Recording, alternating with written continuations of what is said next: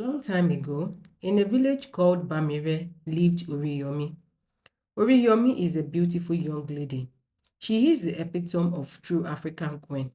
Unfortunately, Oriyomi comes from a humble background. Her father, Tijani, is a lazy man who sleeps all day. Her mother, on the other hand, won't stop having children. She does absolutely nothing around the house. Oriyomi, being the first child, worked tirelessly with her immediate younger brother, Dari, to feed the family. They worked 7 days a week. They took on different kinds of odd jobs like house cleaning, fetching water, and many others. Sometimes, Oriyomi wished she had never been born at all. No matter how hard she worked, her parents never appreciate her efforts. They complained about her not making enough money for the whole family. After having worked all days, Oriyomi will resume to cleaning and cooking at home before sleeping for just 4 hours. She hardly had enough food left to eat. However, she never complained. She believed one day her situation would change. One day, Oriyomi went to the market on an errand. A man called Olakunle saw her approaching a store. He couldn't resist staring at her. Oriyomi walked into the store and requested for the price of a cooking pot. Olakunle found his voice and responded, "It is 2 cowries." Oriyomi bargained for a cowrie. He agreed and handed her the cooking pot. When she was about leaving, Olakunle said, "Pardon me, young lady. Do you live around here? And what is your name?" Oriyomi informed him that she had come from a nearby village on an errand. She also told him her name and hoped to get discounted prices for future purchases. She left the store after that. A week later, she arrived at home from work. She found the man from the market and her parents having a conversation outside their home. She wasn't sure if it was the same man from the market. Oriyomi and Dare greeted their parents. Oriyomi was asked to sit with them. She was informed that Olakunle had come to ask for her hand in marriage. She asked how that was possible because she hardly knew the man. "I don't know him. I do not have any emotional connection with him, nor do I desire to be married anytime soon," she said. Her father said, "It has been decided." He informed Olakunle to come with his family within a month time after he had fulfilled his promises. Olakunle took his leave soon afterwards. The next day, after Oriyomi arrived from work, her parents informed her that Olakunle had promised them a new house and bags of cowries in exchange for her hand in marriage. Oriyomi laughed and said, "I know you would reject this outrageous offer, father, right?" Her father replied, "I would be a fool to turn down such an offer. He was sent to us by the gods to relieve us of our poverty. You will marry him, Oriyomi." Oriyomi wept and pleaded with her parents not to engage in such acts. However, her father said, "You are the eldest of 8 children. We live in a wretched house with little or no roof on our heads. We hardly even have enough food to eat. You have to do this for us and your siblings." Oriyomi held on to her mother. She pleaded, "Mother, please don't do this to me. I will do anything else. I will work harder every day. I will fast and eat just once a day. But please don't give me away to a stranger." Her mother pushed her hands off her and said, "Oriyomi, wipe your tears. This isn't the time to cry. We all make sacrifices for this family. This is yours to carry. The gentleman promised to give you a better life. We will also have a proper roof over our heads. Be strong, my child," Oriyomi said. "But why? Why is this my burden to carry? I never asked to be born." "You said something about sacrifice. What have you ever sacrificed for me? It has always been the other way around. I've always been the one sacrificing myself for this family.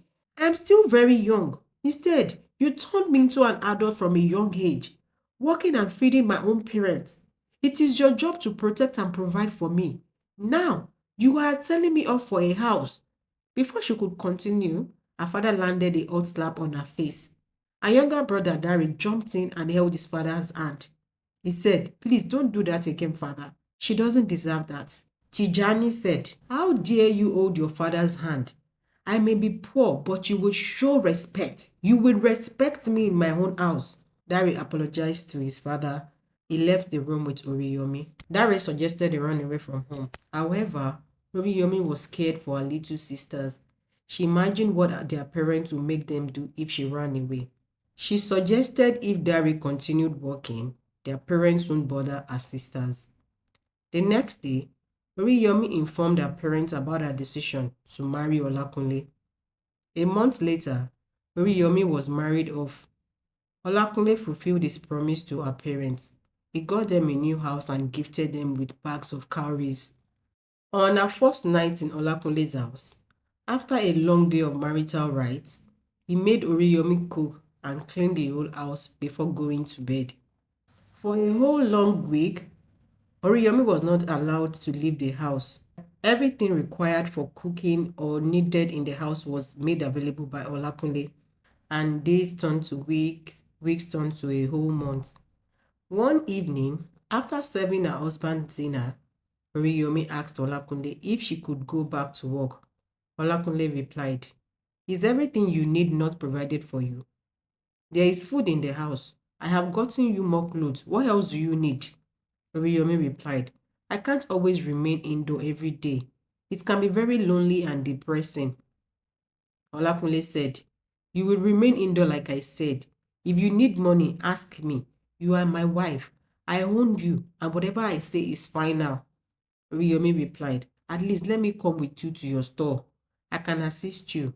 After cleaning the house and cooking, I have a lot of time and nothing else to do. All I do is stare at the wall. I am losing my mind. Please, let me come with you. Olakunle called her all sorts of unnecessary names.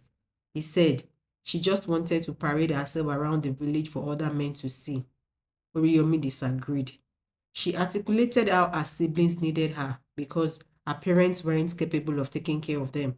She voiced her concern for their well-being. She requested if she could visit them or at least have them visit her. Olakunle disapproved. He said, I am all you need now.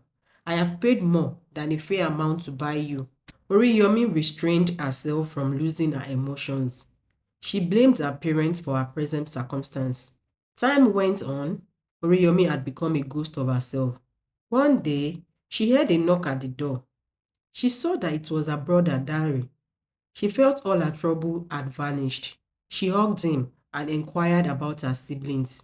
Dari explained how their parents had lavishly spent all the money they had gotten from Olakunle. He further talked about how he had been pressured to make more money. Recently, their father, Tijani, had requested two of her younger sisters to start working too. Oriyomi was unhappy about this information. She felt her parents had disappointed her yet again. Dari asked about her marriage life and Oriyomi acted like everything was good. She went on about how amazing and supportive her husband had been towards her.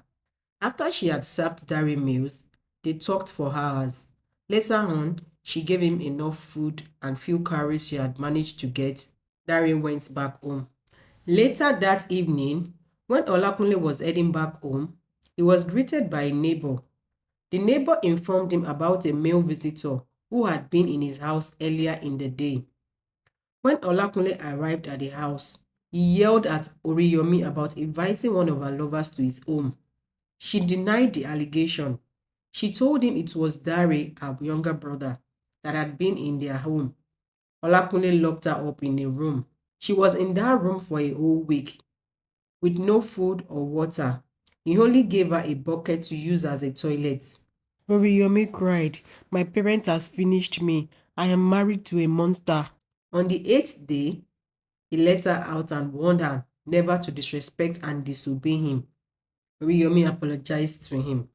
He instructed her to take a bath, clean the room, and prepare his meals. While he was in the bathroom, Oriyomi took some cowries from his pocket. She continued to take out few cowries almost every other day. Some days, Olakunle would just pick on Oriyomi for no reason. He would say a lot of degrading things to her. Sometimes, he would even threaten to throw her out on the streets. Whenever she had a different opinion about something different from his, he would threaten to kill her and no one would miss her. After all, her parents are good for nothing bums who sold her. Oriyomi was always scared of Olakunle but never showed it. Whenever he yelled at her, she always pictured him as a monster trying to devour her. She avoided sharing her true thoughts. One evening, Olakunle and his friends were drinking palm wine. Oriyomi overheard him talk about how lucky he was to have married such a beautiful woman. She heard him say that men like him could only marry women like Oriyomi in their dreams. And that's why he has been locking her up to avoid other men from stealing her. Oriyomi said, Olakunle is an insecure monster that enjoyed transferring his frustration on me. Oriyomi thought, I know what to do. 6 months later, after Olakunle had left for work, Oriyomi packed few of her clothes, some food wrapped in banana leaves, coupled with the cowrie starched. She left for her parents' house. She arrived a couple of hours later, confronted her parents about the treatment she had received for Olakunle.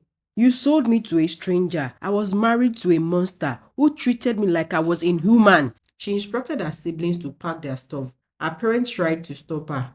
They begged her and tried to manipulate her to pity them. She refused to cave in. She said, the gods should not allow people like you to have children. You both are undeserving to be called parents. Oriyomi and her siblings traveled for weeks and finally settled in a faraway village. She was able to buy a house and started a business of her own. Oriyomi was able to cater for her siblings. Her business was successful. She opened more shops. Her sister worked for her. She also opened a big textile store for Dare. She taught her sisters about hard work and self-reliance. 4 years after, she found love with Tunji the gold merchant. They lived their life in blissful harmony. The moral of the story is that children should not be allowed to take on parental role at a very young age because it causes a lot of psychological damages. Do not have more children if you don't have the financial resources to cater for them. Thank you so much for watching. See you on the next episode. Odabo, the end. Thank you so much for watching.